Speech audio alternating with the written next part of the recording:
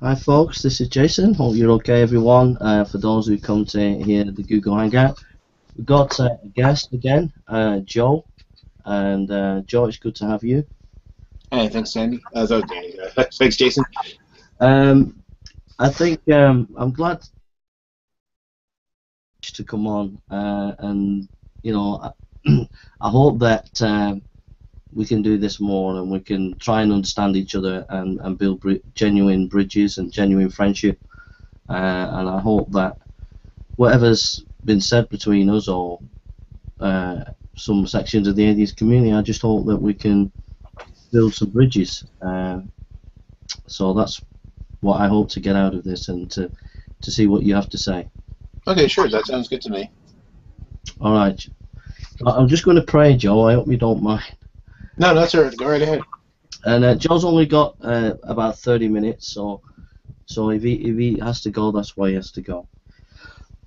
Father, we just come before you today, and we thank you for this day. And Lord, we just come to you, and we just pray you be in this conversation, and I just pray you bless Joe, Lord, whatever he's doing later on, just be with him and his family, and be today. So Lord, we commit this time to you in your name and for your glory. Amen. Okay, Joe, you're very brave coming to read a chapter of the Bible. So do you want to read it, or do you want me to read it?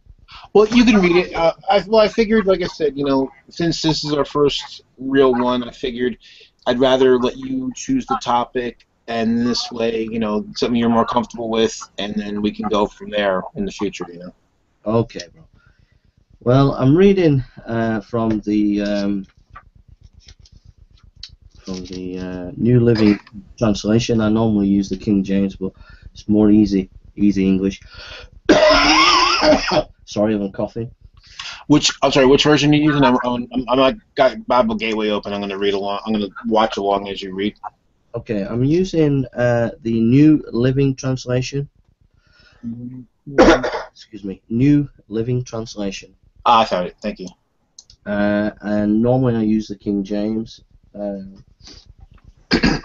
Easy to read English, really. It says, listen. So Proverbs chapter 8. Listen as wisdom calls out. Hear as our understanding raises her voice on the hilltop along the road. She takes her stand at the crossroads.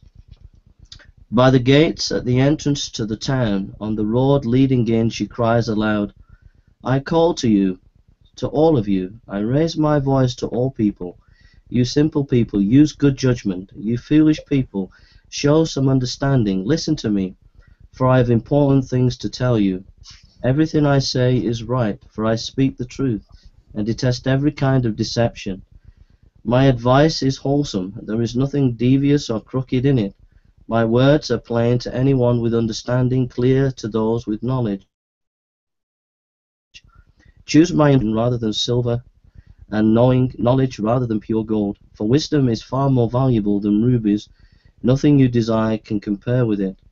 I, wisdom, live together with good judgment, and I know where to discover knowledge and discernment. All who fear the Lord will hate evil. Therefore I hate pride and arrogance, corruption, and perverse speech. Common sense and success belong to me. Insight and strength are mine. Because of me, kings reign, and rulers make just decrees.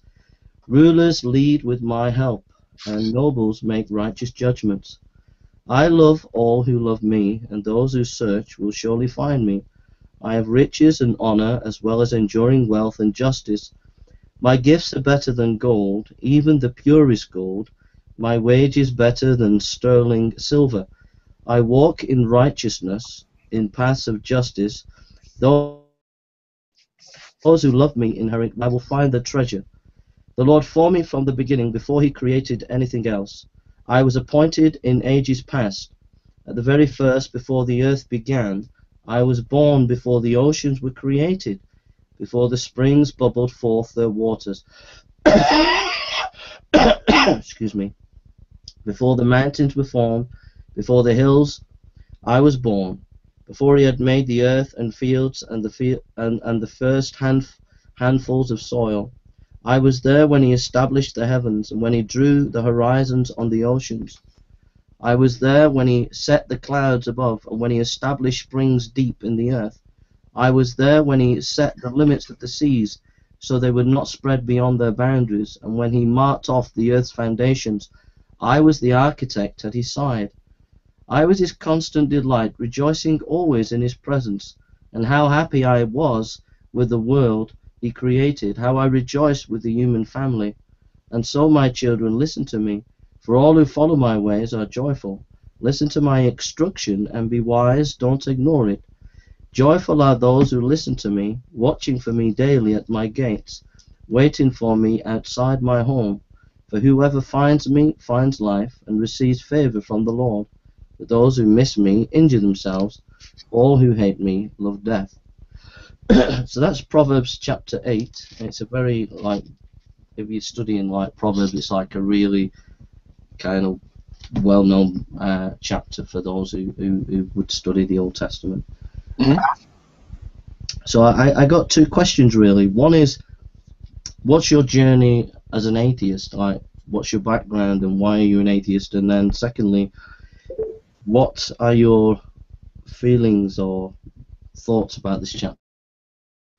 Well, I would say that relates to your name. Yeah, as far as my journey, I mean, I started out actually as a child, very much in the church. I was raised Roman Catholic, and when I was very young, I very much liked church, and I used to go all the time. And when I was 6, I decided I wanted to be an altar boy, but I was too young. So I had to, so I went to altar boy practice anyway for 2 years before I could actually participate in being officially an altar boy. So, but I went to all the practices and learned everything that you had to learn. I was very much excited for it, and I want to say I did that for I guess till I was 13 or so, and but over time, I started to get disenamored with the church. I mean, my church started announcing, how much money they were taking every week, and we weren't doing any of the things that we taught, like that were being taught. I mean, most people that go to like a Catholic church, there's very much a talk about hell and all the, scaring you into trying to be a good person.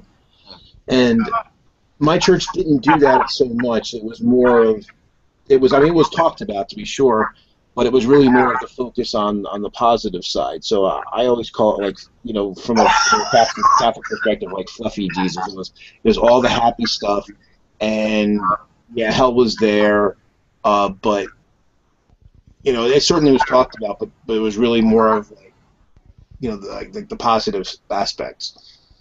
So, but then when I started to learn about the history of the church and things that were done, the selling of indulgences and the Crusades and the Inquisition and things like that, and like I said, they were teaching us that we were supposed to give and help others and all that, which is a good thing, and I still believe that those are good things. And they were teaching us about compassion and about forgiveness and having redemption, both in the spiritual sense and also in the corporeal sense, that that we all make mistakes, but if we're sincere and we try to make up for our errors, that we should be given the opportunity to make amends and be better next time. And those things, I think, I still hold on to. But we weren't actually doing anything. They were telling us, yes, we have to help the poor, and our church did nothing to help the poor, and we have to help the infirm, and we did nothing to help the infirm. And so we were giving all these messages on how to be a moral person, and the church was then not demonstrating any of these values they were teaching me. And that conflicted me.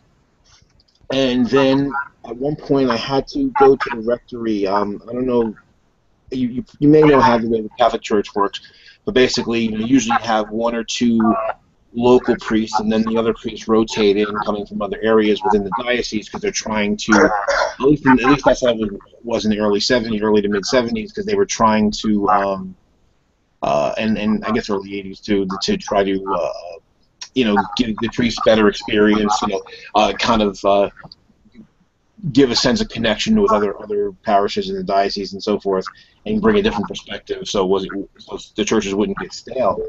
And so I had to deliver something down there, and when I went in, and these priests were living in this really opulent settings that were way better than where I lived. And I mean, we were middle class, but we weren't living poor by any stretch of the imagination. But I walked in, and I was just kind of blown away.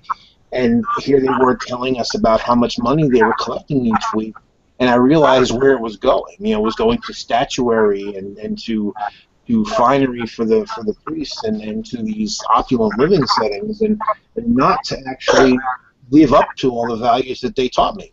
Mm. So at that point, I just felt that, well, I can't keep coming here. I didn't become an atheist, but I gave up on at least the Catholic Church at that time. And I guess I still nominally considered myself Catholic, but I kind of did it from a distance. I was kind of like on my own. And occasionally I would still go to church here or there if I was with people that were going to go to church. But over time, I just felt that I still believed that there was a God, but I felt that humans had kind of lost their way, that whatever God had actually said, humans had gotten it confused and messed up.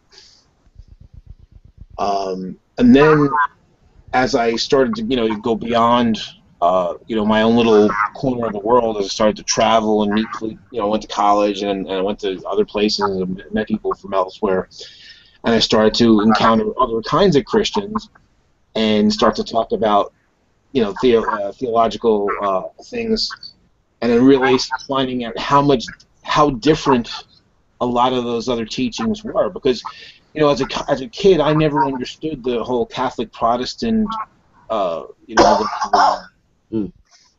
the conflict, because I felt, well, they believe in Jesus, we believe in Jesus. What's the difference? And then I come to find, well, there's actually some substantial differences between the two. And even there, and even certainly within Protestantism, there's obviously many different sects, and they teach different things. And I had never experienced all that. And so the more I experienced, the less sense that it all made to me. That there's all these different factions, and they all, even if they have the same core belief, that there's all this other stuff on it. And I just really felt like, wow, humans have really made a hash of this. That whatever's really there, humans have just really messed this up so badly that we hate each other and we have wars and all this. And that kind of pushed me further and further away from religion. So I got to the point where, I wasn't just divorced from the Catholic Church. I was really divorced from any form of organized religion, and I really was hostile to it, even though I was still nominally a believer. Yeah. And the thing is, and the further I got away from it, it's like anything. If you're in something for a long time, you don't always see its flaws, but when you take a step back, it's easier to see. Just like it's very easy to notice the flaws in other people. It's harder to notice them in ourselves, because we're too much into it. And if we step back from ourselves, we can see things. And there's things within the Bible that just never made sense to me. Yeah. And for instance, and I don't remember which gospel this is in, so you'll probably know. But okay, in one of the Gospels, when Jesus is crucified at the end, he says, "It is accomplished." Okay, that makes sense, because obviously, according to what it says, is that he was here for a mission. He had a purpose, and he came and he completed it. And then there's one of the other Gospels where it says, "My God, why hast thou forsaken me?" And that doesn't make any sense to me. It doesn't make sense that if he's fully, even if I understand the whole fully man and fully God, but the fact that he came here for a mission and he was fulfilling that mission, it doesn't make sense to me that he would say something like that, because why would he ever think he was being forsaken? Because that was why he was here. The whole idea is he's supposed to die for, to substitute himself as a sacrifice to to close the old covenant, to get rid of the blood sacrifice, so that humans could get into and be able to get to heaven. And so it didn't really make sense to me, and so I struggled with that for a long time, and then as I learn more and more about the Bible and about how the whole idea of Jesus being God as opposed to just being a prophet of God, how that kind of happened, I kind of came to the conclusion, well, maybe not a conclusion, but I kind of started to feel that, well, maybe he was sent by God, but he wasn't actually God himself, because he doesn't actually ever say that he was, and it's implied, but, and so then I started stepping further away, and it eventually just reached a point where I guess it kind of surprised me, because I was watching somebody talk about the Bible and talk about stuff that it says, and it was stuff that I wasn't familiar with, because Catholicism, you're not encouraged to read the Bible. You're encouraged to go to church and let the priest tell you what it says. So as I started, hearing this and somebody saying, well, this is what it says, and I was like, no, it doesn't say that. And then I would go look it up, like Bible Gateway or something like that, and say, geez, it really does say that. And the more I would hear these things, I find just irreconcilable with, reality, that I just reached a point where I was like, wow, I really can't believe this stuff anymore. So it was a very long process. It took, 30 years, really. Yeah. To really come to where I'm at, and even there, once I stopped believing, I had you go through, like a lot of us go through, like, this phase where we get kind of angry because we feel that people lied to us and so forth and so on. And I think that's something that you unfortunately encountered, is that there's a lot of atheists that get angry about it, and then they kind of take it out on people, and they want to make fun of believers because they're really just angry at themselves for having believed it. I think it's what it really comes down to. And so they take out their frustrations on others. And I'm past that. And so now I'm kind of like, well, I want to talk. I'd rather talk to people, and it doesn't mean I'm going to be a believer, but you and I can talk, and we can share discussion even if we don't agree. So that's how I got to where I'm at now. Yeah, I appreciate you sharing your journey, Joel. So, have you any thoughts on Proverbs chapter 8? Oh, in chapter 8?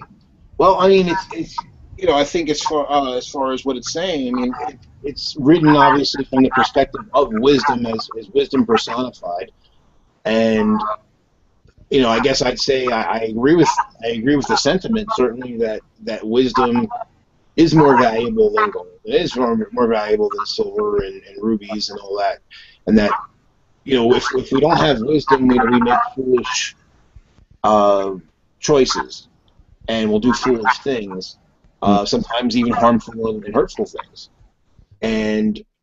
But if we're wise, then we won't be prideful, we won't be arrogant, and because I do think arrogance is a terrible, destructive human impulse, and pride can certainly be destructive. So yeah, I think wisdom. And the bad part about it is that it usually takes time for us to gain wisdom, and by the time we do, usually we're old, and we missed out on all that opportunity to apply wisdom when we were younger, because we didn't have it. We weren't capable of being wise, and we look back now, and like I don't know how old you are, Jason. I'm 46, and I look back at many mistakes I made in my life, and things that I wish I could do over, but I can't. Thank you for that. I just want to say a couple of things. In the Enlightenment, in the time of Immanuel Kant anew, and then coming into the 19th century and up into the early 20th century, there was a principal emphasis about knowledge, and that knowledge is rational, that it's objective and rational.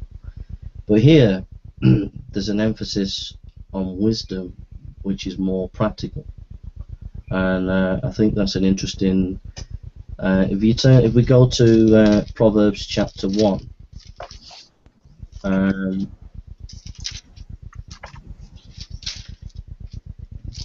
it says, verse 1, it says, there are Proverbs of Solomon, David's son, king of Israel. Their purpose is to teach people wisdom and discipline, to help them understand the insights of the wise. Their purpose is to teach people successful lives, to help them do what is right, just, and fair. These proverbs will give insight to the simple and discernment to the young. So if you notice, the emphasis is the way it's saying that you know something is based on instruction, i.e. the mind, but it's also based in your experience and working out in practice. So it's coming back to what you were saying before, when you were saying that you were looking at these Catholic people and they weren't demonstrating what they were saying. Right. So Proverbs is like saying, look, if you say you have a knowledge of God, then that knowledge is not just purely intellectual. It has to go into your heart and then move into practice. So if we just turn to James chapter 3. James chapter 3, because this comes back to what you've been saying, really. James chapter 3, verse 13 to 18. And it dovetails in really nice with what you've been saying. James chapter 3, verse 13 to 18. He says, if you are wise and understand God's ways, prove it by living an honorable life, doing good works with humility that comes from wisdom. But if you are bitterly jealous and there is selfish ambition in your heart, don't cover up the truth with boasting and lying. For jealousy and selfishness are not God's kind of wisdom. Such things are earthly, unspiritual, and demonic. For whether there is jealousy and selfish ambition, there you will find disorder and evil of every kind. Verse 17, but the wisdom from above is first of all pure. It also peace-loving at all times to others. It is full of mercy and good deeds, and it shows no favoritism, and is always sincere. And those who are peacemakers will plant seeds of peace and reap a harvest of righteousness. And so that's really coming back to what you were saying, really. You were looking for a demonstration in the practical life of people who were claiming to be Christians, and Proverbs is saying what you've been advocating, really. It's got to work out in practice. The wisdom is dovetailed here in James about that it works out in practice. So just one last thought. If you read the book of Proverbs, I'd encourage you to read it. The thing that came across to me, I've just been reading it recently, it seems to me that wisdom in Proverbs comes down to two aspects, and you've touched on one of them, humility. Wisdom comes down to humility and love. That if we de-self it, people can try to change themselves by discipline. But Proverbs is saying the way you change, the way you reorientate your life, is de-selfatize you, where it's not your ego that's the center, that your ego kind of takes a back seat and you become more interested in other people. And that wisdom you see in Christ, in Philippians 2, it talks about he thought not robbery to be equal with God, but made himself no reputation and humbled himself even to the cross. So the humility of Jesus is that even though he was God, he came down and he humbled himself to the cross. And it's that humility that we're not full of our own ego, but that we have a right view of ourselves in relation to God and our fellow man. That is what Proverbs is working towards. He wants us to work towards de-selfatizing us, where our ego is not becoming the center, but it's more about being humble and thinking of other people.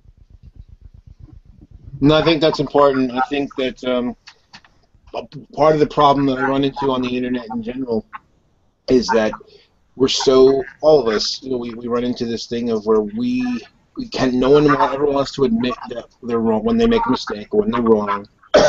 Nobody, and so what it does is that even I've had conversations with people or arguments with people where,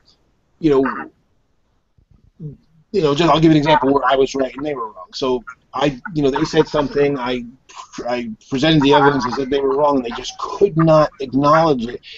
And then they would argue, like, they wouldn't even argue that my points were wrong. They just refused to agree. And it's like, because somehow it seemed like they felt that if they acknowledged that they had made a mistake, that somehow that was saying that they were never going to be right again, which is, of course, is silly. That's ridiculous.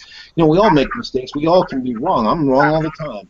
Yeah. But no one wants to say that. And like what's happened recently in the atheist community, just the last couple of days, people are just going back and forth at each other.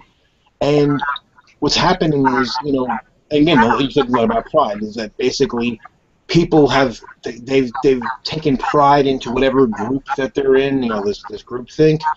And so that when people who are not in their group say, well, that's wrong, and then they, instead of acknowledging it and just saying, okay, that's an error we've made, but they make excuses for it. So what's happening is side A is saying side B did something wrong, X, Y, Z, and then side B is saying side A did the exact same thing, and they did.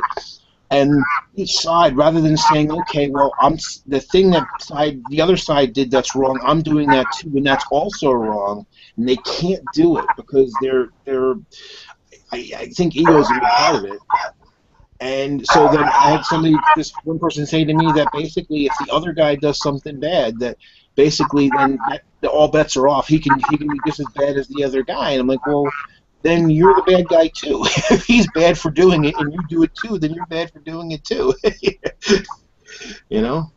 I think you're right, Joe. I think you're spot on. I think a lot of it's ego, and I include myself in that. I've made mistakes, continue to make mistakes, but like you said, it's about having that humility to acknowledge that we can be wrong, and not having that ego where we feel that we have to be defensive all the time. And right. and they're not each camp just perfectly how you described it, and it's just ridiculous. But for I want to move forward in my own life to be like Christ in that humility where we put others first, and we're not going to trample other people. It's very difficult on the internet, but what alternative is there? All I know is I'm trying to do it in real life. I don't find it easy on the internet. Well, and that's the thing. I mean, the important thing is that we try. I mean, we're always gonna fail here and there. But like here's one thing, something that I've done in the past that I'm trying not to do anymore, or at least cut it down, is that when I get into arguments with somebody, sometimes I got to recognize that no matter what I say, they're not going to agree with me. Whether they're right or wrong doesn't really matter.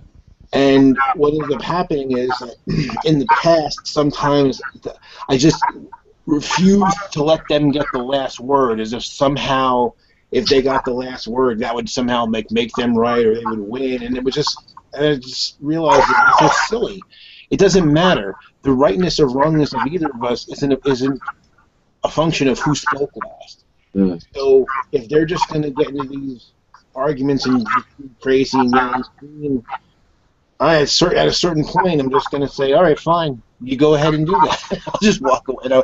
And so, like today, even some of these discussions I've been in, and I've had these back and forths, and then I see people say more, and what I'm doing is I'm not even looking at it, because I'm like, you know what? If I do, I'm gonna get into that defensive zone, like you were saying, and I'm gonna say something, and it's not gonna be to any. Nothing good's going to come out of it. It's going to be to my detriment. I'm going to get upset. I'm going to get angry. And so rather than do that, they can run on and they can feel whatever they want to feel. And I'm going to just remove myself from it and not get caught up to it as much as I can. You know, I do my I do my best. I'm getting better at it. Okay. Any other thoughts, bro? I think I've run out of things to say on Proverbs. I've got a stack of notes. I'm giving a Bible study on Tuesday, so I have a stack of notes. And if you fancy doing a study, I've been going through some lectures by Professor Waltke, Waltke, of Reformed Theological Seminary, and he's speaking at media.thirdmill.org, media.thirdmill.org. Type in WALTKE and then Proverbs, and there's 7 lectures. I'm on the 4th lecture, so I've got stacks of notes, but I think we've covered the main issue. Really, it's about humility and this issue of egotism, and this is the essence of wisdom. It's practical, and it's not, and that's where we're to go in the area of humility and love. And you've touched on some really good points there. I'm going to add one thing to something that you said, is that I think the other as far as how you have to live things. The one thing too is that people very often confuse ideals and values, and our ideals express the person we want to be, and our values express who we really are, who we live up to be.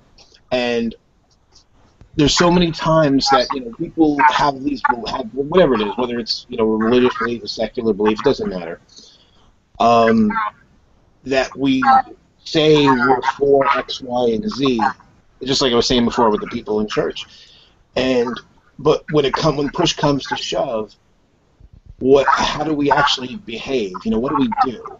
And now, look, we know because we're humans and we're frail and we are faulty, that we're gonna not always live up to our ideals, because sometimes it's hard to do that. But there's sometimes we have ideals that we don't really ever intend to live up to, and those then they're just kind of worthless, because then it's like then those are things we say because again, maybe it's ego. We want to present ourselves as being better than we really are, but our values really are, they don't lie, and they really show what we really are. That's why they're called values, right? But one quick question for you, Jason, because one of the reasons why too I didn't want to suggest a topic, because because there are so many different denominations of Christian, and not really knowing what your position is, I didn't want to pick a topic that wouldn't be relevant, because I don't want to assume your position for you, because I don't think that's ever fair to do to somebody. So I want to ask you a question. So this way, just for future knowledge, and this may affect what I suggest as topics for us to discuss. But are you a Bible literalist? As in, like, everything in Genesis, everything in the entire Bible is totally literal, or some things are literal and some things are interpreted, some things are parable and some things are metaphor. I wouldn't like to be pulled in a straitjacket there like that, Joel. Okay. You can believe the Bible is the Word of God. I believe in the historical grammatical method, so wherever a passage is historical, I believe it's historical. Wherever it's a parable, I believe it's a parable. So okay, that answers my question very well. Thank you, because I wasn't sure, because again I've communicated with different people, and different people will have a different answer to that question. So that very much covers what answered my question. So that's good. And actually, I'm glad you said that. That was definitely more in the vein that I was when I was a believer. So. And that actually gets rid of a bunch of stuff, so that's cool. I didn't want to assume your position for you, because that would never be fair. if you want to understand my position, Francis Schaeffer, Dr. Martin Lloyd Jones, and Princeton School of Theology, the early years of Princeton Seminary, scholars there like Gresham Machen, B.B. Warfield, Charles Hodge, and then the British evangelical Dr. Martin Lloyd Jones and the American evangelical Francis Schaeffer. So if you study Francis Schaeffer and Dr. Martin Lloyd Jones, you pretty much get a handle of where I'm at theologically, Okay. which no atheist yet has done. But if they actually studied Francis Schaeffer and studied Lloyd Jones, you'd be able to get inside and ask me questions and open me up concerning what I believe. Okay, great. So that's Dr. Martin Lloyd Jones. You can go on Dr. Martin Lloyd Jones Recording Trust. You can look at, if you go on the Banner of Truth website, there'll be articles about Lloyd Jones. I've also given a lecture on the life of Dr. Martin Lloyd Jones. Francis Schaeffer, if you go to LaBrie Fellowship, you can listen to his lectures there. I've listened to most of his lectures. Just type. Sorry, I tried to interrupt you. I was typing those into Skype just to make sure that I've got the names correctly. Yeah, that's yeah, that's it. Great. Yeah. Okay. Yeah. Those are the two guys that have had the biggest influence on me theologically and apologetically. So if you get a grip with them and you start asking me questions because you've studied them, then you'll be hitting me in the right direction on my question. Okay, cool. Thanks, Jason. But no atheist has ever taken the time to do that. So you're the first atheist that's wants to actually find out my position and engage where I'm actually at on that. So I really appreciate that. Well, you're quite welcome. What about you, bro? If I had to understand your position, what is there anybody I could look at, or is there any idea that are central to where you're at the moment? That's a tough one. Because I'm very eclectic. I don't really fall into any specific school of thought, because I find many of them that have things of value, but there's always something that I find that doesn't sit right with me or has gaps, and so it makes it very difficult sometimes because, like I said, that I'm not on any team, so. It's good, Joe. I even though I've mentioned these two guys, I like a variety, eclectic mix of different thinkers and stuff. So it's good what you're saying. Well, exactly, and that's the thing too, because there's nobody, for all us humans, none of us gets it all right, none of us is perfect, so. It's good to learn from people, and even people we disagree with, we can learn from. But I think what the problem is that when people start getting too much into I'm in this camp or that camp, again, like we said before, that's when they start getting more defensive, and then it becomes about making that school of thought or that camp win or be right, and not so much about what's actually true or right or correct or moral or decent or whatever. Joel? Yeah. There's an guy called John McRockwell. He's really nice guy. Would you mind if I just send him a link? I'm sorry, say again? Would you mind if I sent a link to John F. McDropper? He's an atheist, and he's a really nice guy, and I think you'd like him. Yeah, sure. I mean, because I can basically stay until dinner starts, so.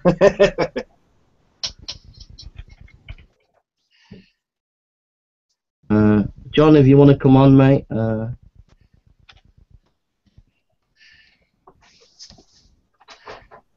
I've sent you a link, John, if you want to come on, bro.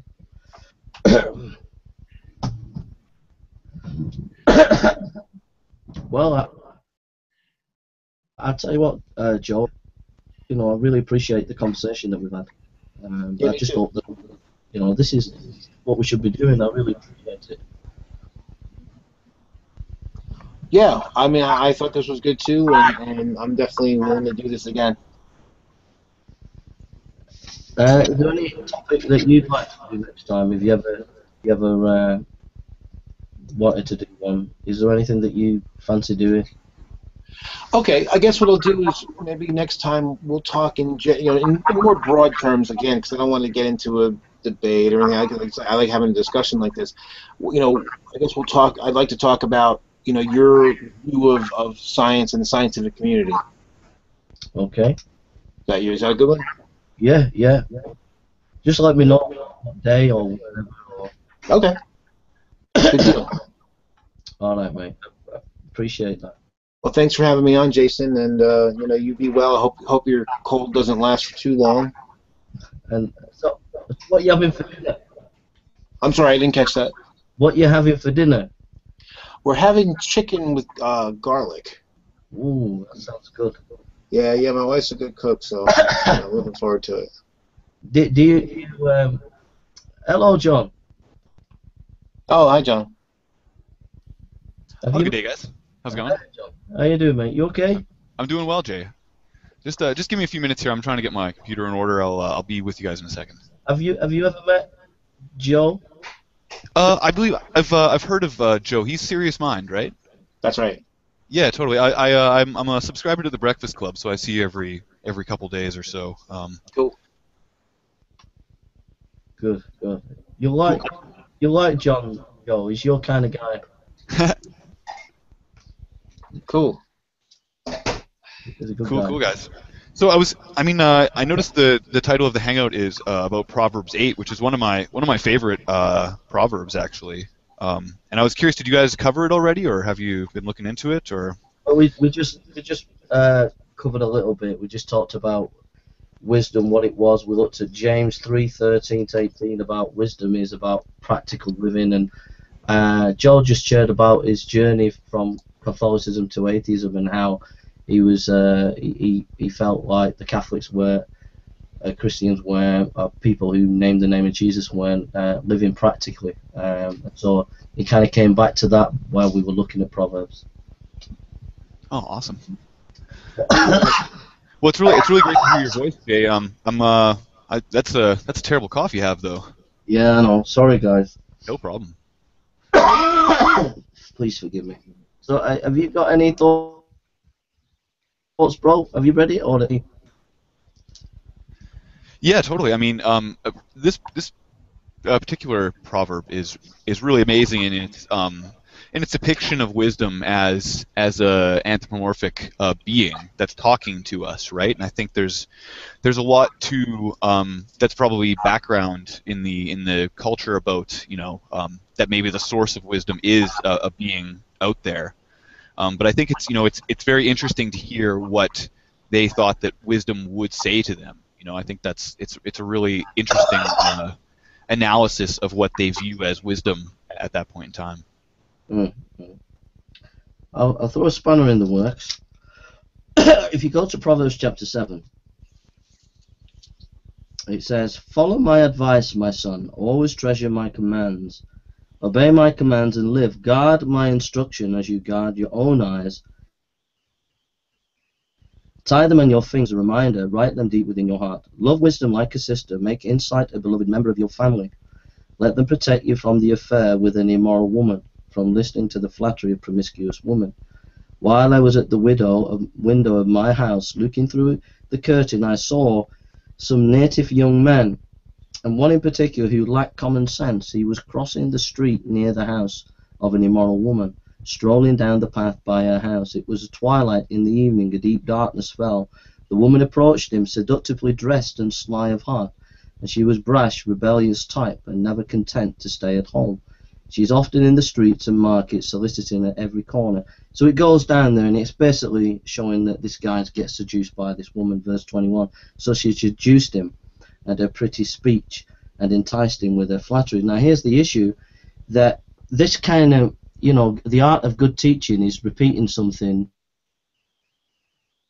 again, but in a different. So there's this repetitiveness within the Proverbs where there are certain themes that are repeated time and time again. One of them is the issue of adultery, and it starts at the beginning of Proverbs, and then it comes here to chapter 7, and then it says, "Listen as wisdom calls out in chapter 8. And whenever you hear wisdom calls out, it's like saying, alarm bells, there's danger, there's danger. So I just wondered if you had any thoughts about that.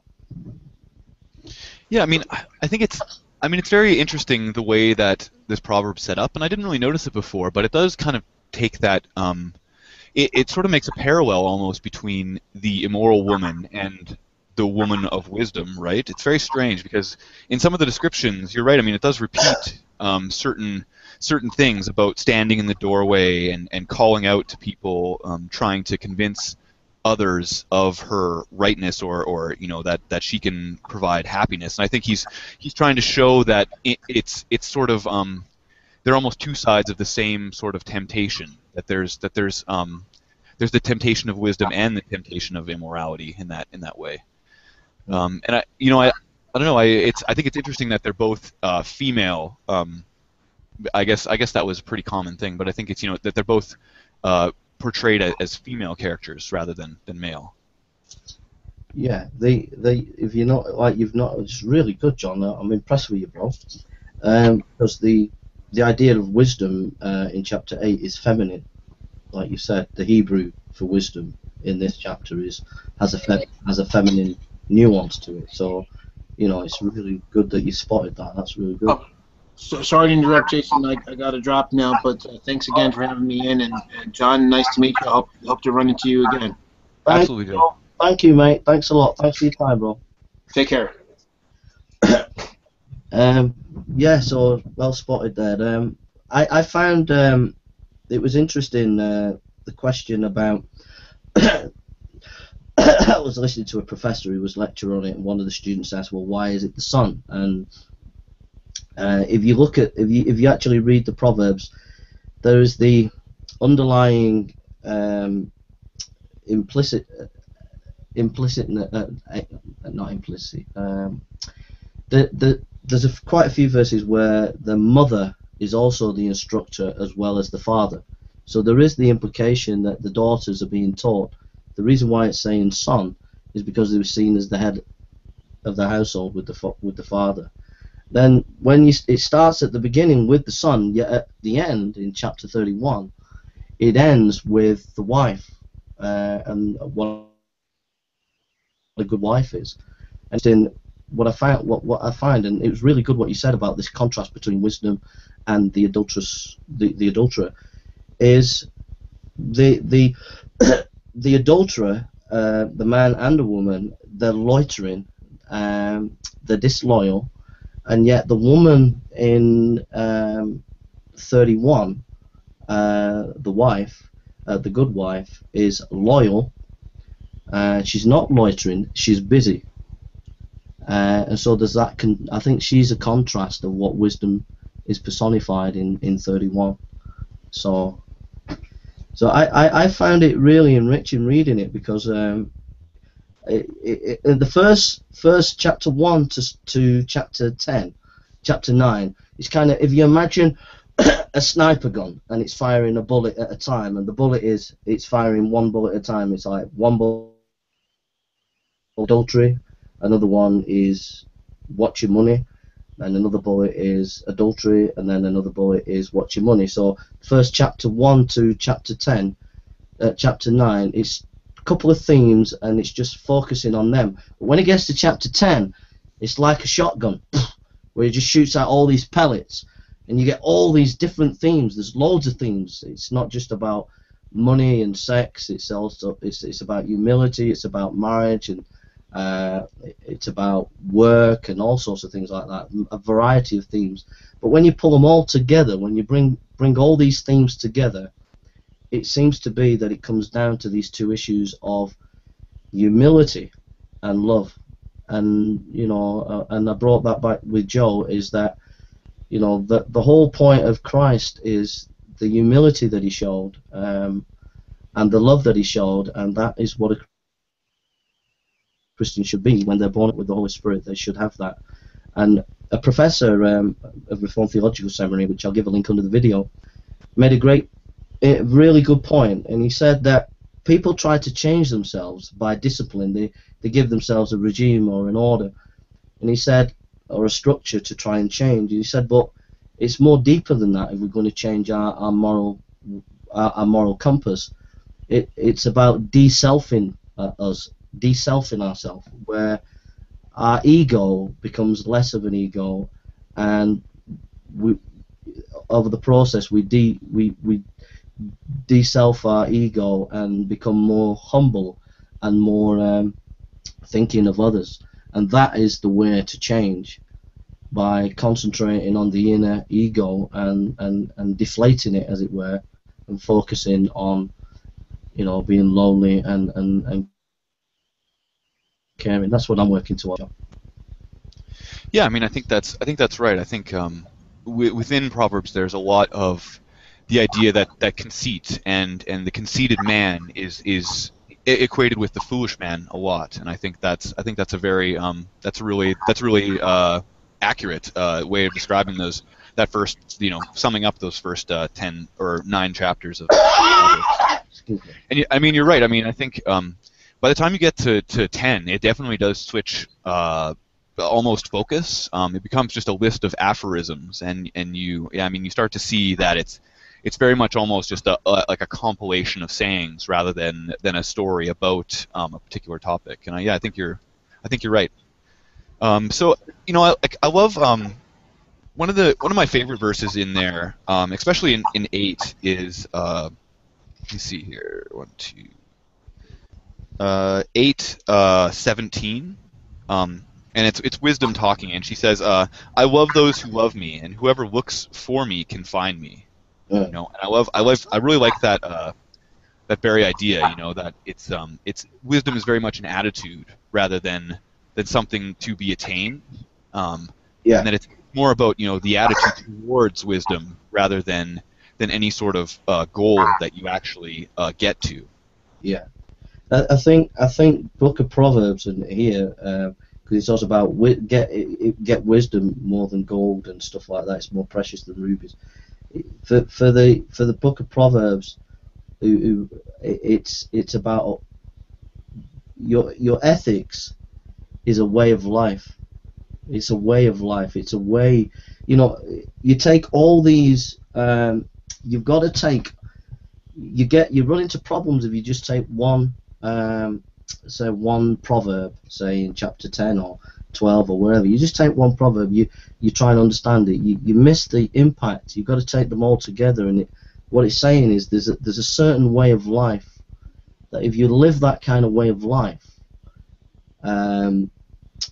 you know, then you're going to be blessed, and if you don't live that life, then you're not going to be blessed. And so I think you're right in what you spotted there about that.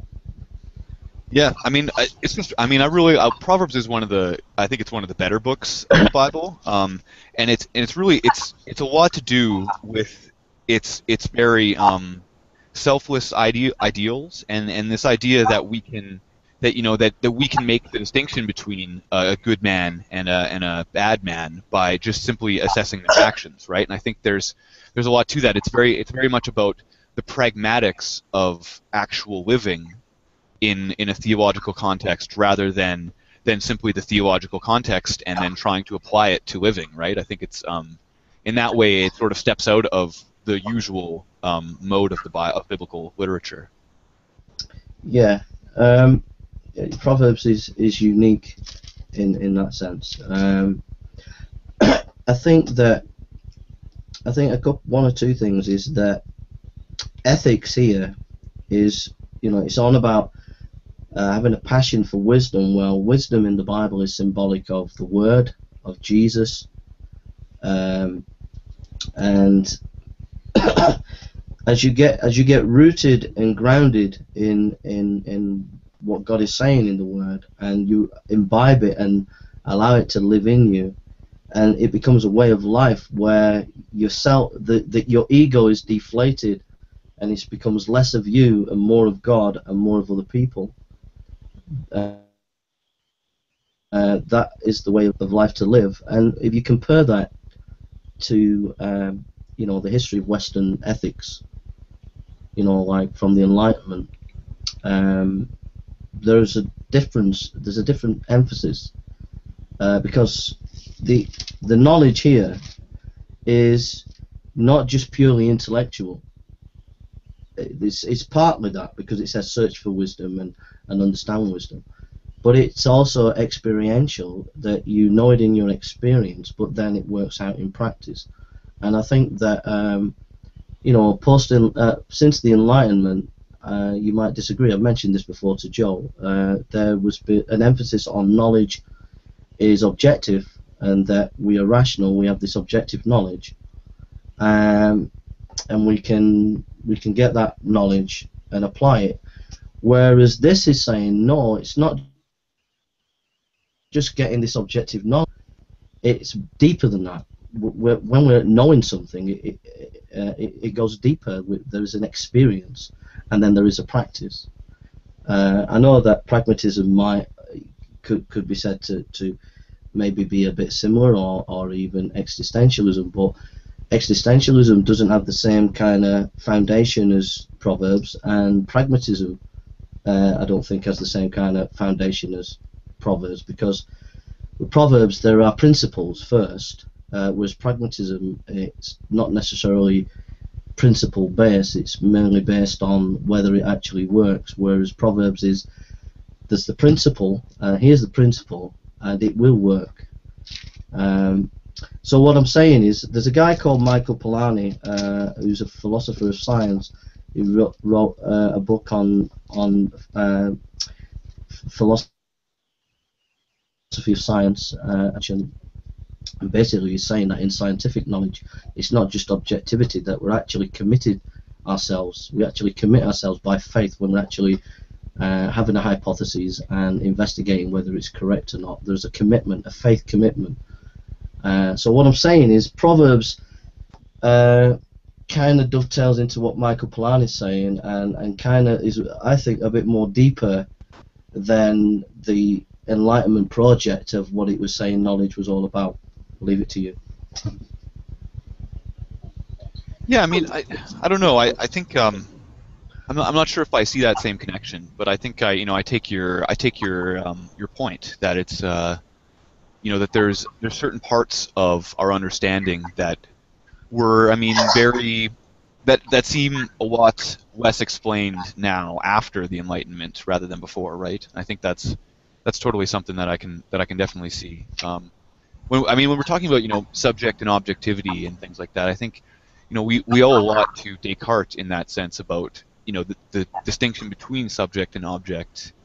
And I think, from that point of view, yes, I think we endeavored to become more objective in our understanding, and maybe, I think many people thought they got there, but I think we know now that it's a little more complex in removing yourself from that distinction, and trying to see the objective fact. And I don't know.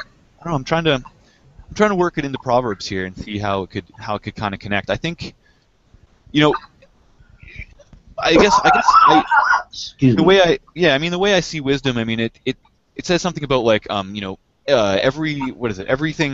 everything I say is true and nothing is false or misleading. To the man with insight, all is clear, and to the well-informed, all is plain. Right? I think it's along those lines, right? Where I think that that they understood the distinction between where the facts of the matter came from, that we were endeavoring to see it all and to see as much as we could, but that I think they also had that same sense that we kind of come to, that at base there may be some sort of intentional action at the base of our understanding that seems to be unexplained, or at least hidden from our understanding, right? And I think that they were picking up on that sort of transcendental idea that they couldn't quite put their finger on.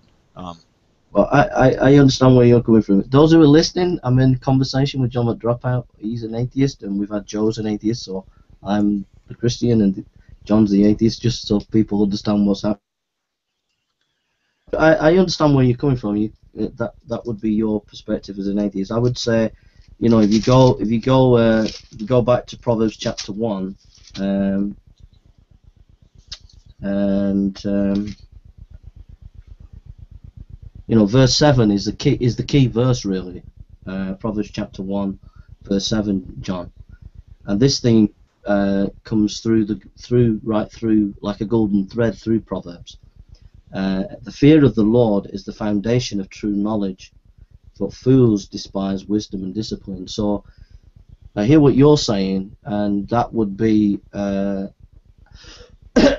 from a perspective of a non-believer looking at religions of ancient Near East. That would be a valid perspective to take. But from my perspective, who believes that the Bible is the word of God, that and even if you didn't, you'd have to admit that in Proverbs 1 verse 7, they understand, the writer sees the foundation of what he's saying is rooted in this fear of the Lord is the foundation of true knowledge. So when, you know, the professor who I'll link to is a good lecturer, said this, that the writer of Proverbs is not just writing pithy sayings. God stands behind the Proverbs, and that's the key here. So like, that's a completely different perspective from what you're saying, how you perceive the writer of this, of whatever you see, whoever you think wrote this book or whatever, you know. Yeah, I think I see what you're saying. You know, I do. You know, I think you're right. I mean, I think that theme is throughout the Proverbs, where, you know, especially that verse 1 verse 7. You know, the fear of the Lord is the beginning of knowledge. I think my version here says, to have knowledge, you must first have reverence. You must first have reverence for the Lord. And then it goes on to say, stupid people have no respect for wisdom and refuse to learn. And I think you're right. I think they saw wisdom as having to have that ontological basis, that going from a source of the knowledge, right? Somebody who had the knowledge and could correct any incorrectness or any errors in what they thought they knew.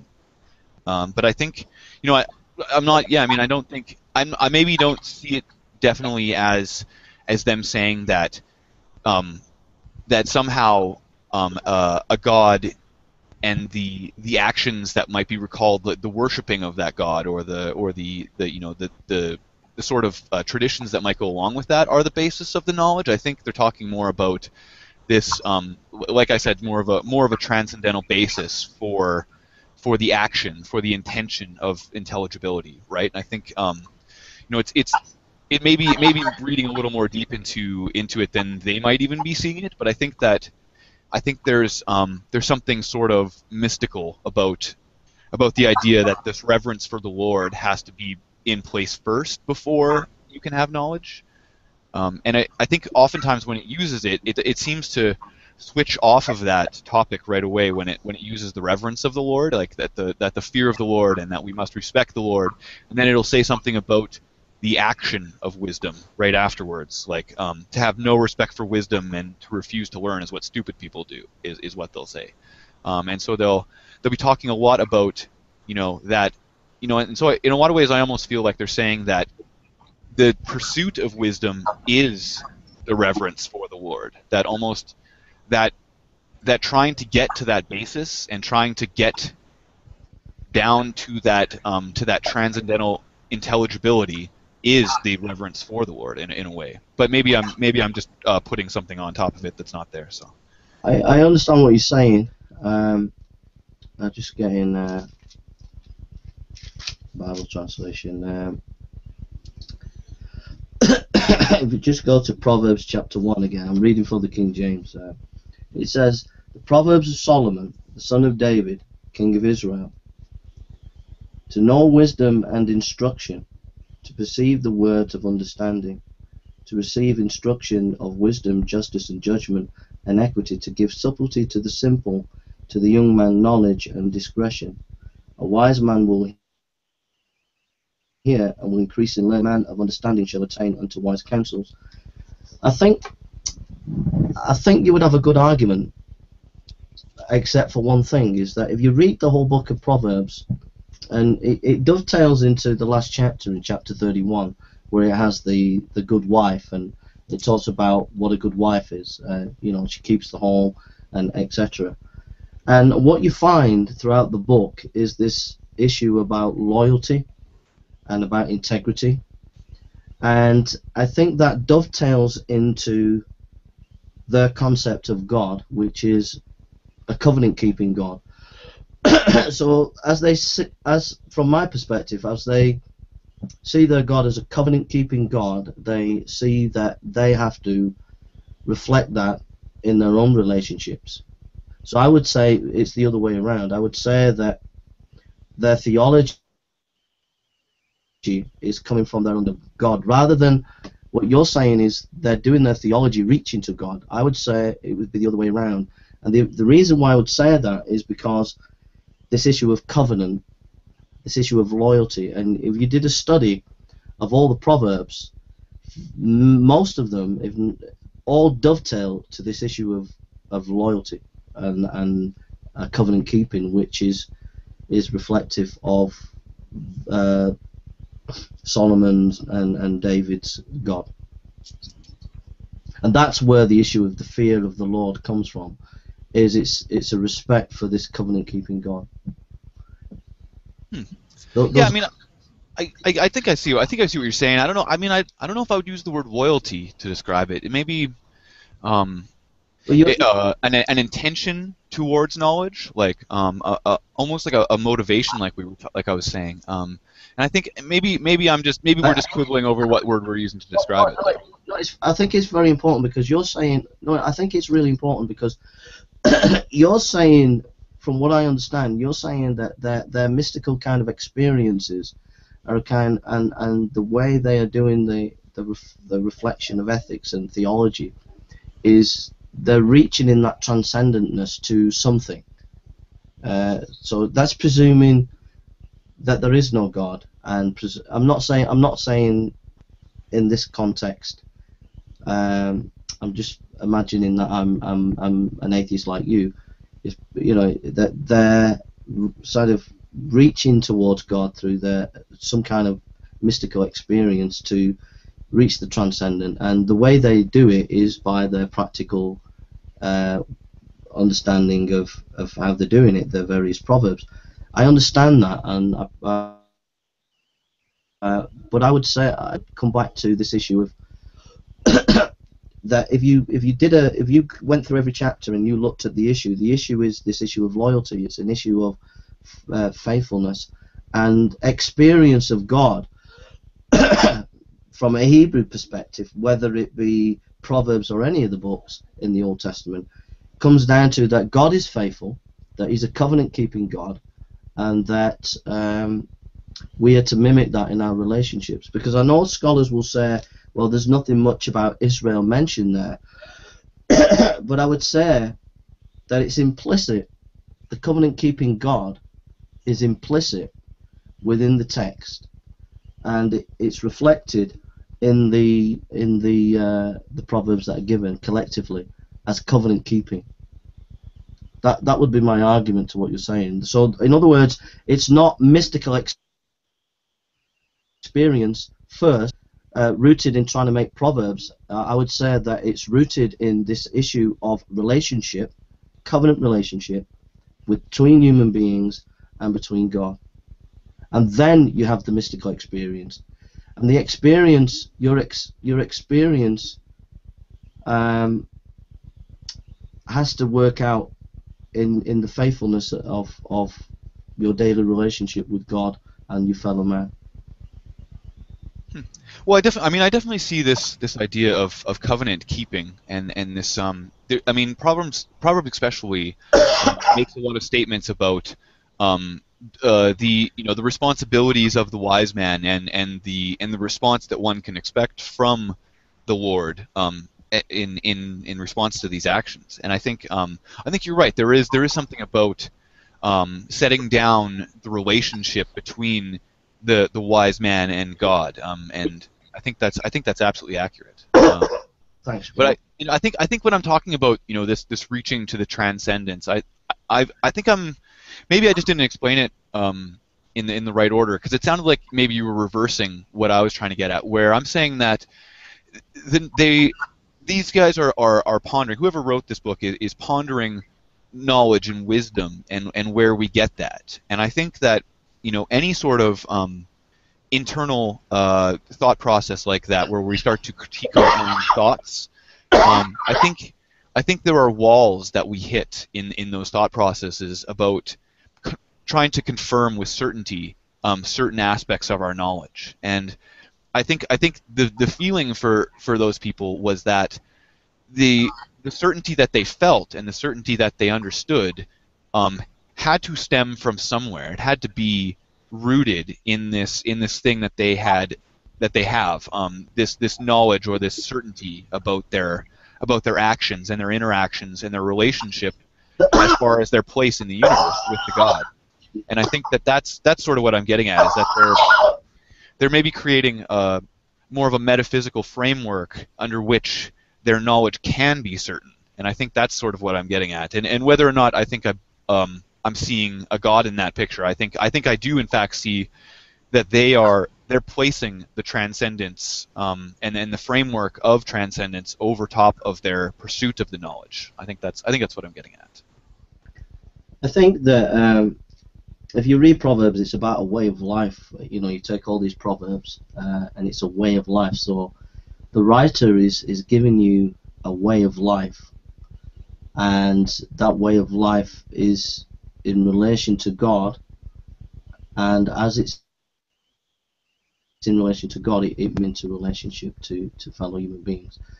And the question really is that valid for today or not? You know, from an atheist perspective, you know, is this valid to you? Is what this proverb, the proverb saying, the writer of Proverbs saying, is it valid to you or not? For me, it's valid because when I sum all these up, when I sum all these proverbs up, it comes down to humility and love, and that as I put God at the center. Sorry about this, John. It's getting late and it's getting no problem, Jay. It's kicking off. Yeah. Excuse me. As God becomes more central and the ego becomes less, and you deflate yourself, where by the Holy Spirit He takes over more of you, and you live that life of humility and love. If that's a lifestyle that can be, then I would want that lifestyle. And so the question is it valid? I think, you know, what's the point? I mean, I like to study Aristotle and Plato, and we can learn from all these various cultures and various religions. We can learn from all these things, and I really enjoy talking to you, John. Well, I enjoy talking to you too, Jay. And I mean, I think one of my favorite verses in here actually covers kind of what my attitude towards wisdom is, and I think it's really, really great. It's Proverbs chapter 9, verse 7. Verse 7 and all the way up to verse 9. And it's, if you correct a conceited man, you will only be insulted, and if you reprimand an evil man, you will only get hurt. Never correct a conceited man, he will hate you for it. But if you correct a wise man, he will respect you. Anything you say to a wise man will make him wiser, and whatever you tell a righteous man will add to his knowledge. And I think that's kind of how I look at it, right? I mean, I think the person who wrote this book was very open to knowledge and felt that, you know, he could discuss things with other people in a very open and honest way. And I think he saw that as part of wisdom, and being able to do that in a very constructive way, and to take criticism constructively is one of the most important things, right? Yeah, that's one of my favorite verses as well, John. I really like that myself. Definitely. Yeah. So go back to China. No. Sorry, go ahead. Yeah, please go ahead. If you go to 9, verse 10. The fear of the Lord, again, it comes up again. The fear of the Lord is the foundation of wisdom. Knowledge of the Holy One results in good judgment. And then it goes on. Wisdom will multiply your days, add years to your life, so it's going to be beneficial. Verse 13, the woman named Folly is brash, she is ignorant and doesn't know it. So the book of Proverbs is offering, it's saying, you know, there's a way to live. If you live that life, you know, you're going to be blessed. If you don't live that life, there are dangers. There's adultery, there's drink, there's all sorts of these temptations. If you go down those experiences, they're not going to be a blessing to you. So, you know, for me, you know, I find that Proverbs is relevant today in that, and I think that you know, it's enriched me in my relationship with God. I really have grown the last couple of days because I'm doing a Bible study on Tuesday for the church that I'm at, and I've really grown, John. I've really been challenged to be less egotistical and to really try and live in more humility like Christ was. And you know, it's really good that I'm really impressed with your knowledge of Proverbs, but I just wish you would come to know the Lord and put your faith in Him, bro, and trust in Him and find Him as your Lord and Savior, because, you know, He died for you and He gave His life for you, and that's the best place to be, because without that, where are the boundaries? It has boundaries. It's saying here's the boundary, and if you live within the boundary, then you're blessed. So without that, without God giving you a boundary, where are the boundaries, John? Yeah, I think so. I mean, you know, I really appreciate that that you notice that I take Proverbs very seriously, or a lot of the Bible very seriously, where, you know, I really want to get to the message of it. You know, I really want to feel, I want to learn the lesson and at least assess it for myself, right? And you know, along those lines, you know, I actually really appreciate when people tell me that, you know, that they want me to become a Christian, or they want me to find Jesus as my Savior. I think I feel the care that statement carries, and I think there's a lot of love that's wrapped up in that statement. And I know that that's the case with you, Jay. So I mean, I think you know, I take that very seriously also. You know, as far as you know, whether or not I can you know, I can take all of theology very seriously and still maintain a distance from the Christian belief. I think I can do that, but, you know, I think you're right that there may be attitude. You know, I think they, you know, even Proverbs very much states it out that, you know, I think it's very much about the attitude and about the motivations that we have. And you know, you know, I think I feel like mine are pure. My motivations, my intentions are pure, but you know, there's always that question about being able to see yourself accurately.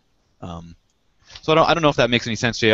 But I do appreciate the thoughts and the you know, the sentiment of this. John, I love you, mate. I love you too, Jay. And I'm very impressed that you have studied Proverbs. You're the only atheist that I've ever met that has actually shown any competence in actually understanding the Bible. And I've talked to hundreds of atheists over the last 6 years. So you're the only one who actually talking about the book and actually knows what they're talking about. So sure. Well, I mean, I come by it honestly, right? I mean, I was raised as a Pentecostal, and I went to a private Christian school for my growing up. So I mean, Bible class tended to inhabit a lot of the other classes that I took in school. And we did actually, you know, do a lot of Bible reading. And, you know, when I was a Christian, I absolutely believed this book was the inspired Word of God, and I was hungry for every piece of wisdom that I could glean out of it. And I think Proverbs was one of the, like, you know, the very first places I started doing that. And, you know, you kind of work your way out from there, and there is a lot you can glean. But Proverbs is one of the places where, you know, just after chapter 10, when you get into the list of aphorisms and the sayings, and I think you you get a real sense of that this is in fact an attempt to compile the knowledge of a culture and compile the knowledge of that day in a way that people could learn from and take to heart, right? And I think that's that's not never a wasted effort when we attempt to learn what other people find important. I don't know if it's true. I've not checked it out, but the professor was lecturing, and he said that the difference between, because in ancient Near East there are other cultures with proverbs, and he was saying that the difference between the book of Proverbs and other proverbs of ancient cultures is that they were often addressed to kings and princes and the top dogs of society, whereas democratizes the proverbs. It's not just for an elite group; it's for everybody, which I thought was an interesting observation. John, could you do us a favour? Could you go on Acts 17 Apologetics? Acts 17 Apologetics. I can try. On YouTube. And there is, if you go down to about 8 or 9 videos, there's an interview between a guy, David Wood, and a French atheist.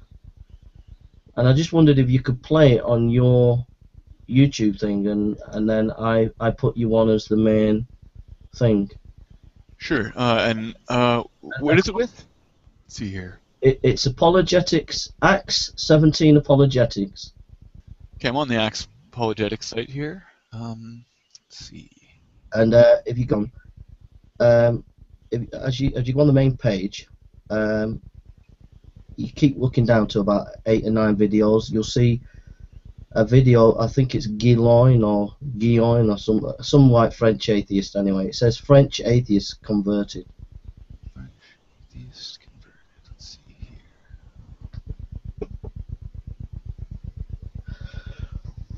here. How a French atheist becomes a Christian? Yeah, could you put that on, and then on your thing, and I'll put you on the main thing, and then could we just listen to it, and then you give me a reaction, what you think? Yeah, sure. I'll scroll it to the front here. I'll put myself on screen share.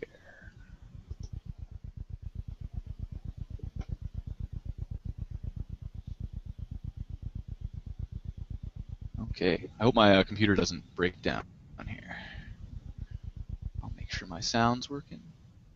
Thanks, John. So can we listen to No this, problem. and then you deconstruct it, what you think? Sure, that sounds fun.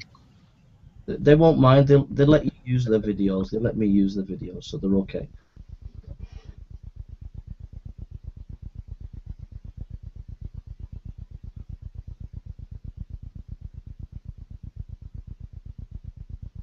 All right, we should be started here. Guillaume, we just got back from a conference. I watched 2 of your papers. What were those about?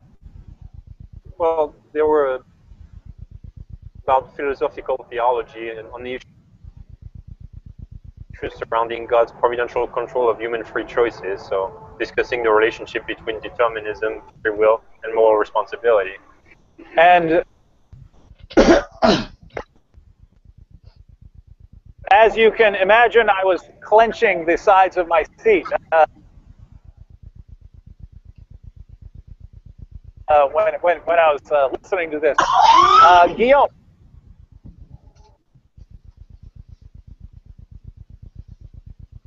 after listening to your papers, it's clear that you have a lot to say on a lot of issues. You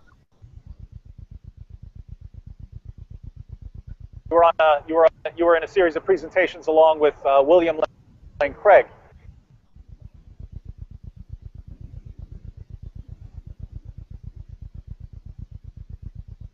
Sorry about this, Jay. It's all right, mate. So you clearly have a lot to say, but a lot of people are just going to be interested for now in how you became a Christian, because you were a French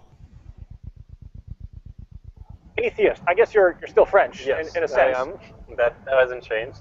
Now, based on YouTube comments, anyone who believes in Christianity is really, really dumb. So you must just believe what you're told to believe. You weren't very educated. Someone came along, told your message. You couldn't think for yourself, and that's how you became a Christian. Is that about right? Not quite the story. There are some differences here and there, but well, just what was your educational background before, as you were growing up? yeah. So it was clear from some of the earlier stages that I was much more scientifically inclined rather than literary or economics. So I went on to study math, physics, and engineering in college. I did some program in France that's called a prep school. It's Maths Sup, Maths P. It's a very high-pressure 2-year preparation for the various prestigious engineering school it's called Classe Préparatoire aux Grandes Écoles, and basically it's 2 years of intense math, physics to prepare you for a contest to enter into those prestigious schools. So I did that. I graduated in computer science, and I landed a job in computer science as a software developer in finance. And apart from education, what was going on during this time? Well, at that time I was still an atheist, and I was essentially trying to pursue my own happiness on all fronts. So I was pursuing this to obtain at least a stable position and a job. Mm-hmm. And I was also playing at the time in a rock band. I was playing keyboard in a rock band, and we were starting to French rock do band. Various concerts. We were singing in English, but we were French. And the band was a lot of fun, and I enjoyed playing with these guys. And on the sports front, I also discovered that I could jump 3 feet high. And so since I'm 6'4", they put me in a volleyball team, and I ended up playing in National League. And I've seen the footage of you spiking. There's that shot of you coming up. Oh, and here's the net. Here's you rising above it, and everyone's way down there, and you just slamming it right over everyone. Those were good times. Yeah, good times. Good times. And so I was my own happiness on all those fronts. There was the music, the sports, and the job. And on the front of women conquest, at least in France, for a young atheist my age, one of the ideals was also to multiply feminine conquests. And I was starting to have enough success there to satisfy the raunchy standards of the volleyball locker room. So my life was doing pretty well on all those fronts, and I was trying to be happy and doing a good job at it. So it sounds like you're sort of living the secular atheist dream, right? I wasn't complaining. You're in sports. You're playing music, getting lots of girls. Something obviously happened to change your mind about things. So yeah. What's going on? Well, it was an unusual set of circumstances. I went on vacation with my older brother to the Caribbean in the island of St. Martin. Is he tall like you? Yes, he is, and he plays also volleyball. So we went there together, essentially trying to have a good time with tropical weather, white sand, turquoise blue water, and the occasional beach volleyball game. So what's not to like? And given the ungodly amount of vacation that we have in France, we went there for 3.5 weeks. And during our stay over there, we one day went to a little bit of a distant beach. And coming back from the beach, for some reason, that day we decided to come back hitchhiking. I had never hitchhiked in my entire life until that day, and I have never done it ever since. But for some reason, it was decided we would hitchhike our way home. So we start hitchhiking, and a few minutes after, there's a car that stops. In there was 2 tourists, 2 women from the United States. One was from Miami, the other one was from New York. And they were actually not stopping to pick us up. They were stopping to ask for directions. And they were lost on their way from the airport to their hotel. As it turns out, the hotel or the airport were nowhere near the beach at which they were clearly way lost. And here they were asking for directions. Now, they told us where they were going, and it turns out that their hotel was right next door to the house at which we were staying. So we told them, well, look, we're happy to tell you, just pick us up and we'll go there. So we get in, and they were attractive enough that I started flirting, and we were trying to see them again on the island before we left. And it turned out that we did, and I ended up dating the one who was in New York. And I quickly found out, though, that she was a professing Christian. She said that she believed in God, which in my own worldview at that time was pretty much an intellectual suicide. And also attached to that problematic belief was her belief that sex only belonged in marriage, which is even crazier than theism, if that was ever possible. So here we are now in this long-distance relationship, because I flew back to Paris, she flew back to New York, and here we were. And I essentially had religion standing in our way of being happy and together. So my new goal in life was to try to show her why her Christian beliefs were silly, that she should put all this nonsense behind her, and then why we should be happy together. And if I was going to be criticizing Christianity, at least I needed to know what Christianity teaches. And so I picked up a Bible and I started to read about Jesus. And what I found there was a little bit feeling and tasting differently than I had expected. What I saw in Jesus was a person who was speaking with authority, and he was maneuvering in conversation in ways that were pretty impressive. He was clearly, he knew what he was talking about, and that started to put a little bit of an awkward fact for me to handle. I knew that at some point I would need to have some account of who I thought this Jesus was, because I was the same way. When I read before I was a Christian, I read Matthew, Mark, and John, and I was really impressed. I was really impressed when I read the words of Jesus for the same reasons you mentioned. Mm-hmm. Yeah, and even at the time, even as an atheist, I never really bought into the whole Jesus myth theory. It never occurred to me that Jesus was a mythological figure in some sort of fairy tale. It seems clear, at least minimally, that he was a historical person who walked the roads of Palestine in the first century. And that's another parallel, by the way, in that when I was reading the Gospels, I'm thinking I'm actually reading first century accounts of the early church, and because you see all kinds of atheists nowadays on YouTube, and they're so far away from scholarship, they have no clue what they're talking about, and that the genre of the Gospels is first century Greco-Roman biography. So we were on the same page there, and that we're both taking this seriously as early accounts of Jesus, which is cool, because that's what scholarship agrees on nowadays. Right. So we were right. We were actually on the right path.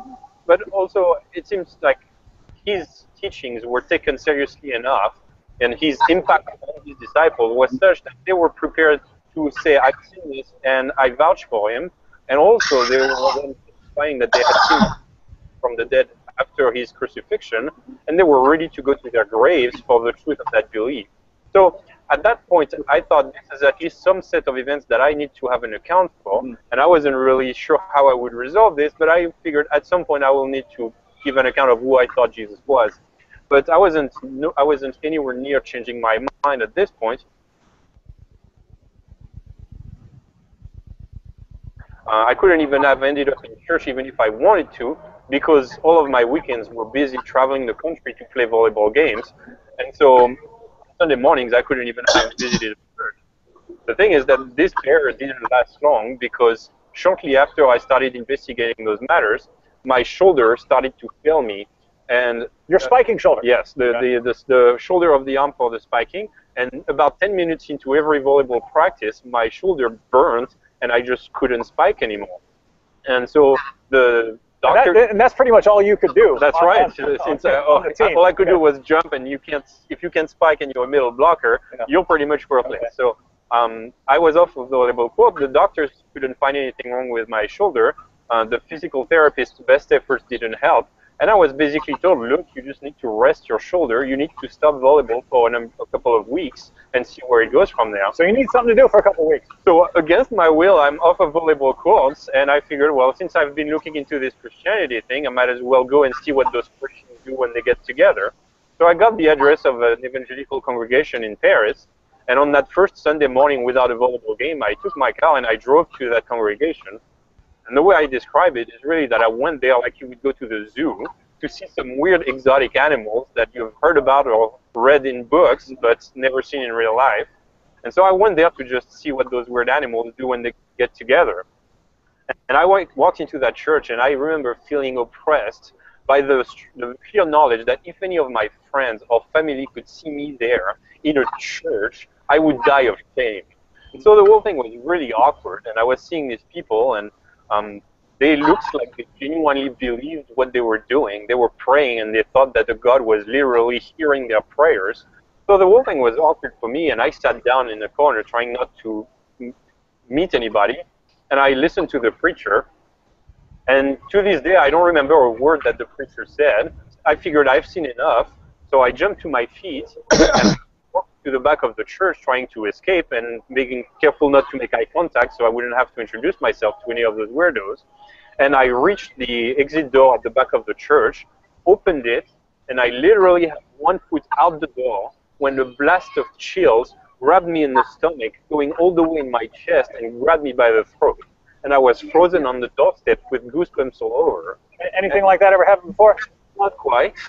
And so, but, I was there frozen, and I heard myself thinking, well, this is ridiculous. I have to figure this out. And so I closed the door in front of me, turned around, and I went straight to the head pastor and said, so, you believe in God, huh? He looked at me and says, yes. I said, well, how does that work out? He said, we can talk about it. And so he waited till everyone was gone, and then we went to his office, and he prayed for me, which I thought was a bit awkward, but at least it was reassuringly consistent. At least he really believed in stuff. And so then we started talking, and we started to answer some of my questions. What is this Christianity thing? And he was a man who didn't have necessarily a formal training in apologetics or providing good arguments in favor of Christianity in the way that you and I now know too. But he had consistent answers within his own worldview, and that was impressive in its own right. He was a man who clearly wasn't out of his mind. He thought on his feet, he was educated, and he thought that God existed and that Jesus was raised from the dead. And that's important because this was a problem I had when I ran into a Christian who actually knew what he was talking about. That I was shocked, right? Any discussion with a Christian should be a massacre, right? I should just slaughter this person. Yeah. And so when I didn't, it was what's going on here, right? Because I thought all of these guys were just complete morons, and here's someone who isn't. Yeah, and so I wasn't necessarily aggressive with that person, but I was trying to understand how these views make sense, and he just had coherent answers, and he was essentially explaining me what Christianity is. So for a number of weeks after that, we made appointments to come and talk with him, and we just exchange on the ideas of Christianity. He tried to slowly walk me through the basics of Christianity, give me a booklet that he had written that encouraged me to ask questions and pointed me to the Bible to see what the scriptures actually teach on those matters. And slowly but surely, these various beliefs started to make sense to me. A lot of Christianity started to have coherent sense, but there's one that just didn't register. I couldn't understand at all. And I still have my written notes at home that's written in French about all of my studying on those matters. Every other page I've written this question that didn't make sense. Why did Jesus have to die? It made no sense to me what was the connection between Jesus dying and my Christian life if I were to become a Christian. I didn't see the connection. And very soon after, the answer would come. At that point, my unbelief had slowed down a little bit, and I was starting to shift my unbelieving prayer life into, God, this starts to make sense, but if you're real, I'm going to need to have you really explicitly reveal yourself to me in ways that I can trust this is real and I can jump in and not making a fool of myself. And the sort of experience I was hoping for, aside from arguably what happened at that church, I was hoping for some sort of open heaven with the voice of God coming down, welcome son. And what came was eventually much less theatrical, but much more brutal. What he did is that he reactivated my conscience. And that was not a pleasant experience. At the exact same time I had started to investigate Christianity, I had come to commit some really sinister misdeed, which I will spare you the sordid detail. But even by my own low atheistic standards of morality at the time, were pretty extreme and clearly wrong. And yet I knew I had done those things, and I had suppressed it, and I had piled up all sorts of lies above it, so I'd not have to face the consequences. And I really had suppressed it, pretending like this never happened. And what happened at that point is that God just took all of this and shoved it in my face, and I was struck with guilt, intense guilt, like I had never felt a physical pain out of the guilt. And in that place of being struck with a physical pain out of guilt, there the gospel clicked. This Christian gospel that I had been reading about previously finally made sense. That's why Jesus had to die. Me, that is, that he who knew no sin became sin on my behalf. He died on the cross to pay the penalty for the sin that I deserved. So the switch that Christianity teaches is that he didn't deserve to die. I did deserve the punishment. The wrath of God was yet poured on him, and I received it freely, not by any works or rituals or any good deeds that I would perform, but simply by placing my trust in him, thereby receiving salvation. So the teaching of Christianity that heaven is given for free, not by good works, but by faith, finally clicked, and I received it. I said, this is making perfect sense now. God, I'm receiving this sacrifice that you made on my behalf. I place my trust in you. Save me. And at that point, I experienced this real spiritual renewal. All of that guilt just evaporated. And I felt the freedom. I had been forgiven by the living God. So I had now to confess those things to the relevant parties, and I did so. And now that everything was in the open, I figured, well, this is probably God's will now that those things are out, that I would marry my Christian girlfriend. And so I left everything in France behind. I quit my job, left my volleyball team and my music band, and tried to move to New York. I found a job on Wall Street since I was working in finance. That worked out really well. I found a job there, moved here, and shortly after I moved here, it became very clear that it was actually not at all God's purpose for me to be with that woman. We had a terrible relationship, and we broke up. And at that point, I had almost zero social connections in New York. I found myself isolated here with almost nothing to do. I had no volleyball, no music anymore. So I had my job and complete void aside from that. The point where I started to try to tell to my family and friends back in France why my jump to Christianity was actually irrational, that I hadn't lost my mind in the process. And we started communicating about the good reasons I had, and I had thought of good reasons. It started to make sense. I was able to explain to them. But I was also very curious to pile up more arguments and more reasons. And so I started to study those materials that I could find, all sorts of lectures, debates, books, and I was going through this material every single night after the office. I loved this time in my life where I would just come back, devour this material, and enjoyed every minute of it. And after a few months of this regimen of literally doing all of this, I figured, if I'm going to be spending all of my time and all my resources studying Christianity, I might as well get a degree out of it. And so that's how I ended up applying. I ended up applying for seminary, and I graduated with a Master's in New Testament Studies in seminary in New York City. Shortly after that, I met my wife, this time an American woman who was wonderful for me, and we started a family. We have 2 babies. And I'm now pursuing a PhD in philosophical theology under a respected theologian in Europe, and just about wrapping up my PhD. So that's, in broad strokes, that's how God takes a French atheist who hates religion, who hates God, and slowly but surely breaks all of his defenses, reveals himself to him, reveals the gospel that saves, and makes a theologian out of him. And so, just to tie it back into how we started, you had a good background in science and mathematics, and now a strong background in theology. And you're still a Christian?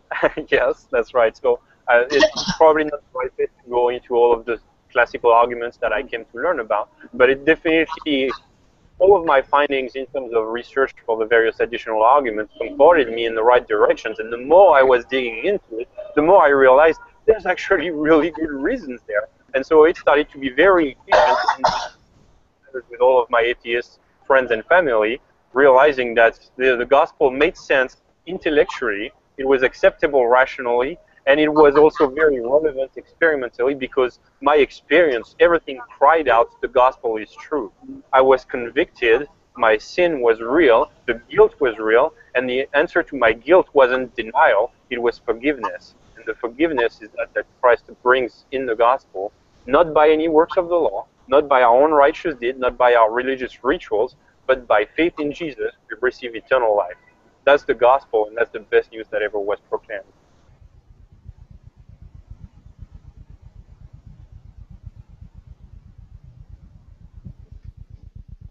Oh, sorry, Jay, I looked that up. Give me 1 second. Any thoughts, John? It's interesting, Jay. Just 1 sec here. You know, there's a few things there, right? I mean, you know, it's interesting to hear people talk about coming from atheism and discussing their motivations when they're talking about their former beliefs. In some ways, I think, you know, I heard him talk about you know, that he, you know, he felt like there's these raunchy standards of the locker room, and you know that he sort of had educational pressures to not believe, right? And I think that's really weird. You know, when we talk about social pressures, oftentimes we're talking about, you know, the very thing that makes us who we are, and you know, I think I think he kind of makes a weird distinction there about how he sort of separates himself from these things, as if he wasn't, you know, participating in the actions themselves. And I don't know. It seems like a lot of his focus was on the expectations placed on him by the social pressures. So I mean, I remember he talks about, you know, that, you know, he was doing things that were raunchy. I don't know. He made a lot of weird statements about, you know, that he had low atheist standards back in the day, and that, you know, he brought up a lot about the idea of guilt, how he found a sense of guilt and interpreted that as his conscience being turned back on. And you know, those sort of things, while I think can be very compelling to people, I think they're very easily explained as internal things that are happening to them internally, rather than something that's coming from an external source, or a sense being turned on or off in them. And I mean, the reason I say that is because, you know, I think of guilt and shame as social constructs where you gather what to be ashamed of and what to feel guilty about from the society you're raised up in. And I don't think it's strange to have a change of heart and to suddenly feel guilty about something you were doing, but I don't think that's proof of a conscience being turned on, right? I think that guilt is an internal feeling, and it's weird to talk about the demonstration of God's realness is me feeling a feeling. Do you see what I'm saying there? Only because I know that guilt can come about without it being justified, right? I mean, we can feel guilty for things that aren't actually our fault and we bear no responsibility for. And I feel guilty for things that aren't my fault all the time. Yeah. And so I don't think that this is necessarily a misfiring of our conscience, but it is a way that we understand the world and a response to what we see in the world. And so I think it's interesting to talk about that sort of thing. How do I get both of us on, John? You know, oh right, so, yeah. Sorry, but actually, my girlfriend's just here to pick me up for dinner, and I really did enjoy that. Actually, I put it on my watch list again, so I'm going to go through it again a little more carefully and trying to listen to what he said. But I do have some responses to it that, you know, I think it's interesting to hear, and I'd be interested to hear more about his story. Okay. Perfect. But this has been an absolute pleasure, Jay. I always enjoy talking to you, and I want to thank you again for having me on here. You too, mate. I always 100% enjoy talking to you, John. Okay, cool. All right, awesome, Jay. Have a lovely time. And have a great. Yeah, absolutely, dude. And I hope you feel better, man. I know that cough's been taking it pretty hard on you, so I hope you feel better, man. Thanks a lot. Have a good day, bro. Oh my. All right, dude. Get yourself to bed, all right? All right. Take care, mate. Talk to you later, dude. Goodbye. Bye now. Excuse me. Oh dear. Okay, folks, it's time to wrap up. Thank you for coming. This is Jason Burns. We've been in conversation with two atheists. We looked at the Proverbs chapter 8, and I played a testimony of a French atheist who became a Christian, and we've heard an atheist response there. So this is Jason Burns, and signing off with the flu. And yeah, it's been good. I'm heavily involved in church life and just getting on with things. And yeah, God bless you, everybody. Have a lovely day. If you're in America, have a lovely evening. If you're in the UK, and wherever you are, have a lovely time. It's been great to talk to Joe and John McDropout. I enjoy these kind of conversations. This is what I enjoy, having the conversations with people who are just intelligent and friendly and respectful, and that's what it's all about. So I wish you all the best.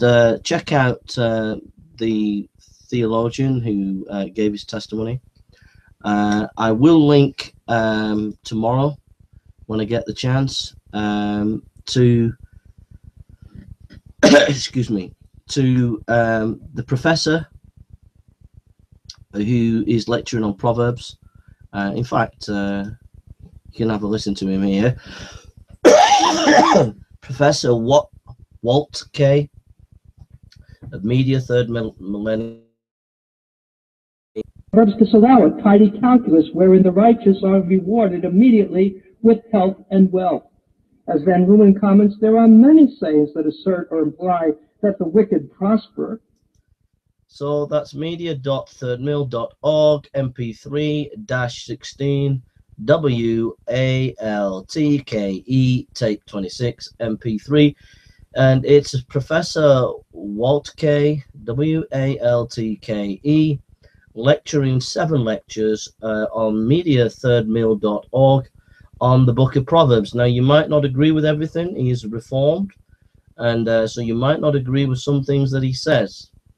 But persevere, and you'll be blessed, and it's good to be with you today. God is good. He is gracious, and he is kind, and he is loving. He is a mighty God, and he is the Savior of the world. He came to die upon a cross and gave his shed it for those who believe in him. My friends, believe in Jesus. He came down and died for you. He came down and was broken for you. He came down and gave his life for you. And he calls you now to come under the blood of Christ, to trust in him, to find peace and joy and forgiveness, to find your hope and destiny in Jesus Christ. So come, my friend, and believe in him. Come and trust in him. Come and put your faith in him. For he is the King of kings and the Lord of lords, and he loved you and he died for you, and he calls you into his presence by the blood of Jesus Christ. So, my friend, trust and believe in Christ. Put your faith in him, and there you will come into the presence of Almighty God. You will know God as your Father through that blood. So come and believe. Come and trust. Come to him. He says, Jesus says, come to me, all you who are weak and heavy laden, and I will give you rest. He will give you rest. He is the shepherd of his people, and he will be with you today. Trust in him now while you have the chance. Believe in him now while you have the chance. This is not just intellectual knowledge. This is deeper. This is the knowledge of the living God that you can know today as you put your faith in Christ, who died on that cross and took the punishment for you. Oh, the deep, deep love of Jesus, vast, unmeasured, boundless, free, rolling as a mighty ocean in its fullness over me. There is the love of God, my friend. I'm going to read you a hymn, and I ask you to come. Come and believe in him. I'm going to sing a song that I love, and I'm going to sing it to you. And as I sing it, come to know Christ. Come to the Lord and believe in him. I will sing the wondrous story of the Christ died for me. How he left the realms of glory for the cross on Calvary. Yes, I'll sing the wondrous story of the Christ who died for me. Sing it with the saints in glory, gathered by the crystal sea. I was lost, but Jesus found me, found the sheep that went astray. Raise me up and gently let me back into the morning. Days of darkness still may meet me, sorrow's path I oft may tread, but his presence still is with me, by his guiding and I'm led. He will keep me till the river rolls its waters at my feet. Then he'll bear me safely over, made by grace for glory meet. Yes, I'll sing the wondrous story of the Christ who sing it with his saints in glory, gathered by the crystal sea. Come to Jesus today. Trust in him. Believe in him. Put your faith in him. Turn to him. Give your heart to him. He longs that you will come to him. Come into the presence of God. Know God, the living God who created the world, who created everything by the word of his mouth, the mighty living God. And you can know him right now. You can come and know the living God. But if you don't, you're under the wrath of God. You're under the great judgment of God. I'm not trying to fear you. I'm telling you a truth, that he is the God of gods. He is almighty and he is a powerful God. And my friend, I don't want you to fall under the wrath of God.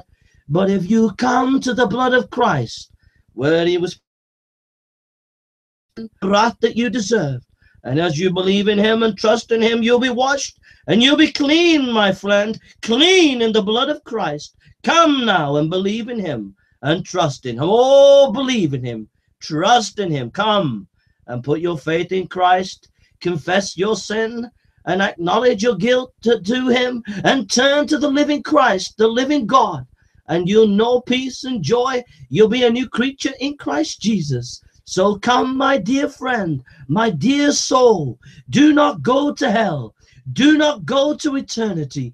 Do not burn in eternity, because God is holy. And if you turn away from him, you will go to everlasting torment, because he is holy and you're unholy. And you'll be pushed out of his presence for eternity, and you'll be weeping and gnashing of teeth.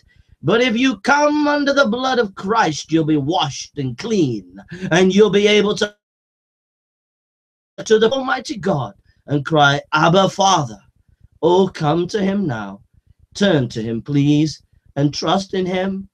Trust in him while you have the chance. God bless you. If you give your heart to the Lord, find a church where they teach the Bible, where they preach the gospel, where they want to follow and be true disciples of Jesus. Let us know that you've given your heart to the Lord, and we'll encourage you. But come and believe in him. God bless you, and may you have a lovely day, and may God bless your family. God bless. This is Jason Burns signing out.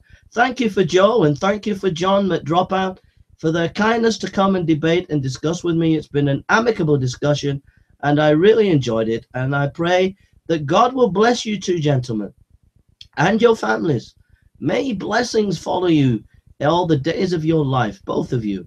And God bless you all. Take care.